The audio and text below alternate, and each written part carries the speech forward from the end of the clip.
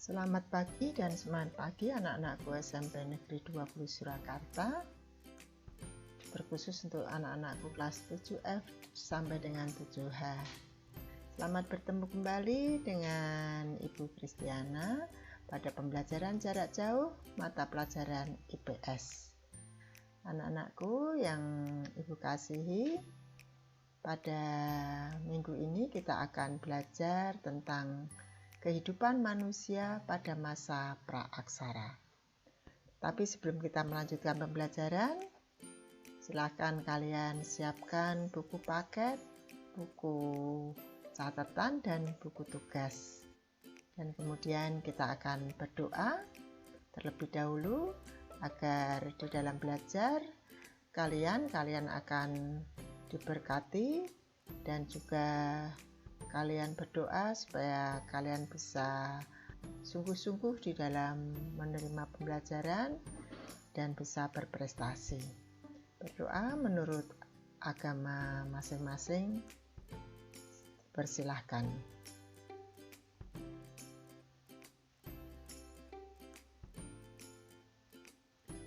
Anak-anak, apa kabar? Baik? Ya. Kabar yang luar biasa tentunya, karena Tuhan sudah memberikan berkat yang luar biasa pada kita, karena pada masa pandemi ini kita masih boleh belajar walaupun dalam jarak jauh. Oleh sebab itu, tolong kalian tetap melaksanakan protokol kesehatan, yaitu memakai masker, mencuci tangan, menjaga jarak, dan kemudian tidak berkerumun, serta tidak pergi kemana-mana. Kita tetap saja di rumah. Baik anak-anak, kita akan masuk dalam tema mengenal masa praaksara. Apa tujuan kita untuk mempelajari masa praaksara? Yang pertama, agar siswa dapat menjelaskan pengertian masa praaksara. Yang kedua, siswa dapat menyebutkan sumber informasi untuk mengetahui kehidupan masa praaksara. Yang ketiga, mengidentifikasi periodisasi masa praaksara di Indonesia. Baik, kita akan masuk pada pengertian masa praaksara. Masa praaksara dari dua kata, pra dan aksara. Pra artinya sebelum, aksara tulisan. Jadi masa praaksara adalah masa sebelum ada tulisan atau zaman sebelum ada tulisan. Sering disebut juga prasejarah. Ya, jadi sebelum mengenal tulisan atau zaman purba. Oleh sebab itulah, zaman praaksara adalah zaman di mana manusia belum mengenal tulisan. Kapan berlangsungnya zaman praaksara? Yaitu sejak manusia ada sampai dengan manusia mengenal tulisan. Kalau begitu, kapan bangsa Indonesia mengenal masa praaksara? Yaitu sejak bangsa Indonesia ada sampai bangsa Indonesia mengenal tulisan. Nah, kapan bangsa Indonesia mulai mengenal tulisan? Yaitu abad ke-5 Masehi atau awal abad ke-5 Masehi. Dengan dibuktikan ditemukannya prasasti atau batu bertulis di lembah Sungai Mahakam, daerah Muara Kaman, Kalimantan Timur. Dan itulah yang kemudian menjadi bukti bahwa bangsa Indonesia mengenal tulisan, walaupun tulisannya pada saat itu tulisan huruf Palawa dan bahasa Sanskerta dari India. Nah, dengan demikian, dikenalnya tulisan dengan ditemukannya prasasti di Muara Kaman, lembah Sungai Mahakam, Kalimantan Timur, maka bangsa Indonesia mengakhiri zaman praaksara atau masa praaksara. Baik, Kita akan lanjutkan untuk yang berikutnya, sumber informasi untuk mengetahui kehidupan masa praaksara. Apa sumber informasinya? Yang pertama adalah fosil. Apa itu fosil? Fosil adalah sisa-sisa kerangka makhluk hidup yang membatu. Mengapa kok sisa-sisa? Karena yang ditemukan itu tidak utuh. Ya, makhluk hidup berarti manusia, hewan, dan tumbuhan yang sudah membatu. Artinya sudah menjadi batu disebabkan tertimbun yang cukup lama atau berjuta-juta tahun di dalam tanah sehingga kerasnya seperti batu. Nah, inilah contoh fosil. Ini contoh fosil manusia yang berupa kerangka kepala. Kemudian yang kedua sumber informasinya adalah artefak. Apa itu artefak? Artefak adalah sisa-sisa alat-alat yang digunakan manusia praaksara yang sudah membatu.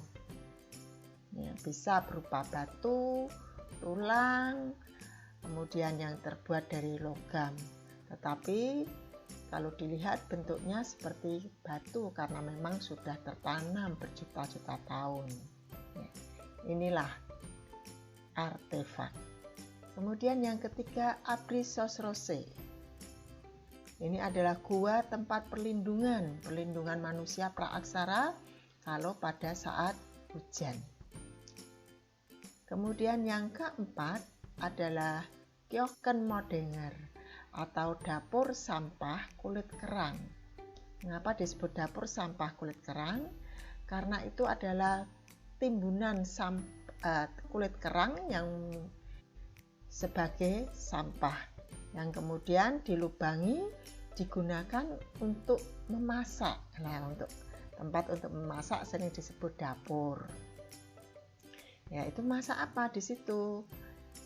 Yaitu ikan yang dibakar. Nah, dengan ditemukannya Keukenmodengger ini membuktikan bahwa masa praaksara ada manusia purba yang tinggal di daerah pantai dan mereka sudah mengenal api. Nah, bagaimana cara membuat apinya? Cara membuat apinya adalah dengan menggesekkan dua batu di dalam semak-semak kering atau rumput-rumput kering. Dengan percikan batu itu kemudian menjadi api yang digunakan untuk membakar ikan atau membakar daging. Itulah sumber informasi masa praaksara. Kemudian periodisasi masa praaksara atau babakan masa praaksara yang terbagi atas 3 periode. Yang pertama, periode masa praaksara berdasarkan geologis atau perkembangan bumi. Yang kedua, periodisasi masa praaksara berdasarkan arkeologis atau berdasarkan hasil kebudayaan. Yang ketiga, periodisasi masa praaksara berdasarkan perkembangan kehidupan masyarakat. Baik, kita akan bahas satu persatu.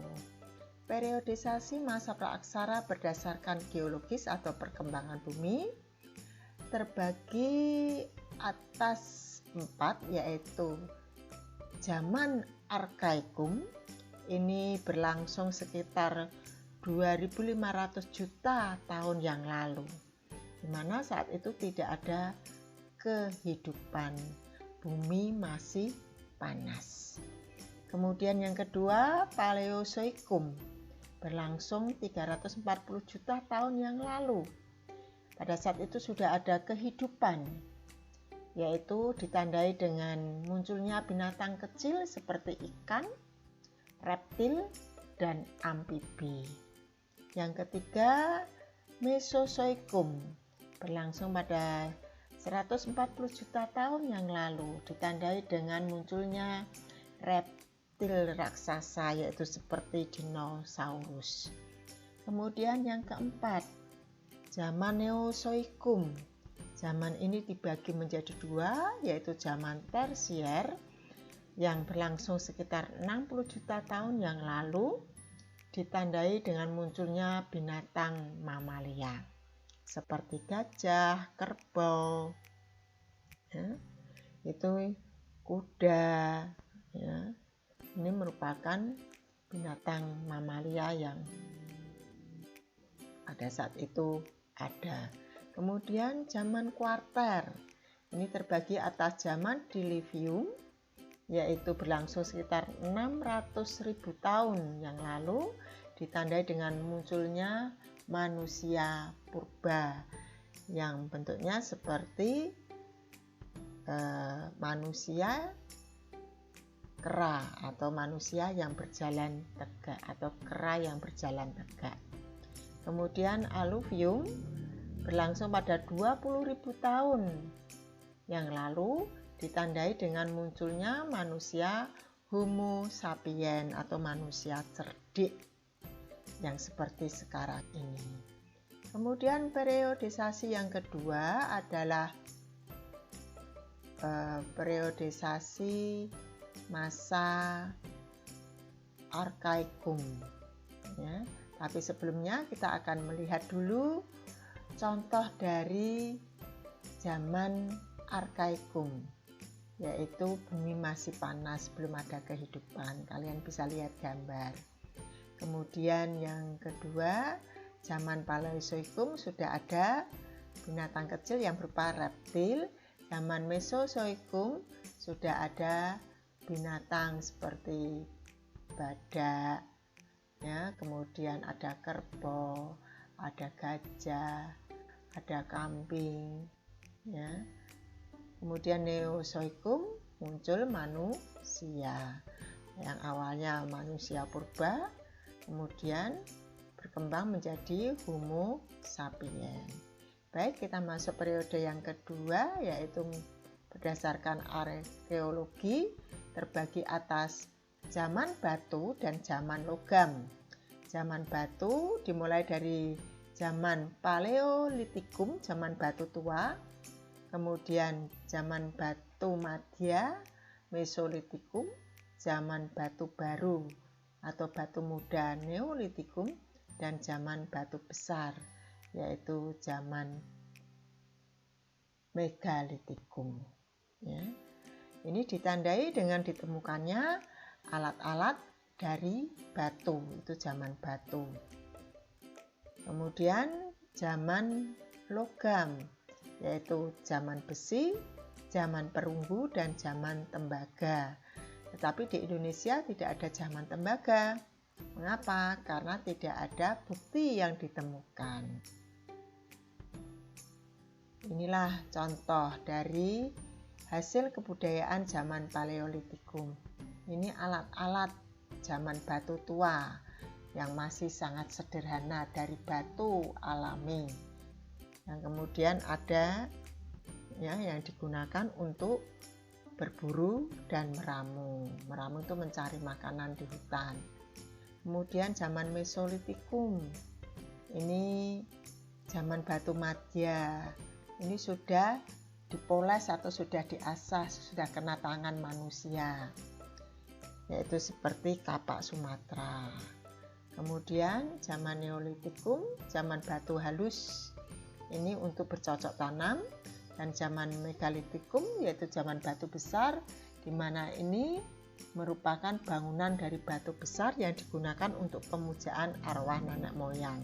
Ini gambar namanya dolmen, yaitu meja batu yang digunakan untuk tempat sesaji.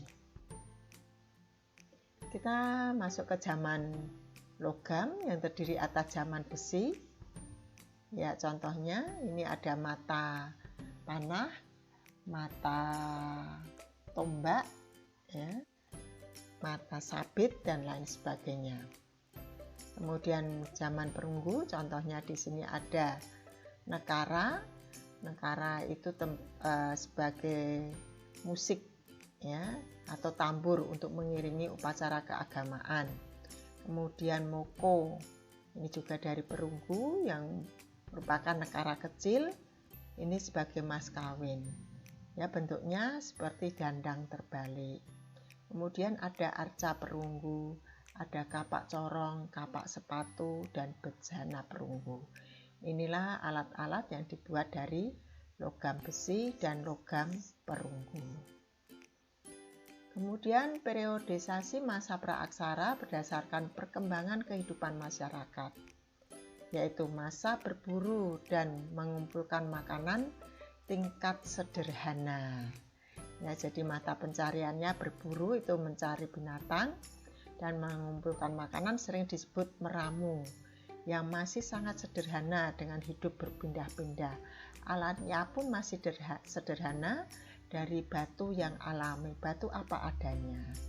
Kemudian meningkat ke masa berburu dan mengumpulkan makanan tingkat lanjut, atau berburu dan meramu tingkat lanjut. Ini alatnya sudah dipoles. Ya, tadi dikatakan kapak Sumatera atau pebble. Kemudian masa bercocok tanam dan beternak. Mereka pertama kali mengenal yang namanya bercocok tanam di pekarangan. Ya. Kemudian mereka mengenal bercocok tanam di sawah atau bertani dan juga beternak.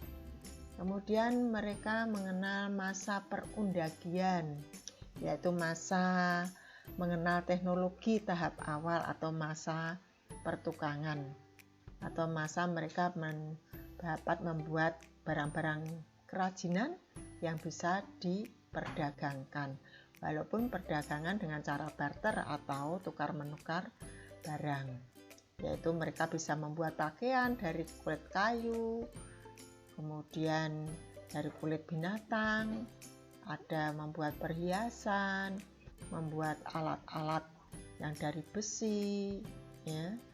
Kemudian dari manik-manik, dari perunggu, dan lain sebagainya. Inilah periodisasi masa praaksara. Ya, baik anak-anak, cukup sekian. Dan silahkan nanti materinya dirangkum dalam buku tugas supaya kalian juga bisa gunakan untuk belajar. Baik, selamat belajar. Salam sehat, tetap melaksanakan protokol kesehatan. Tuhan memberkati.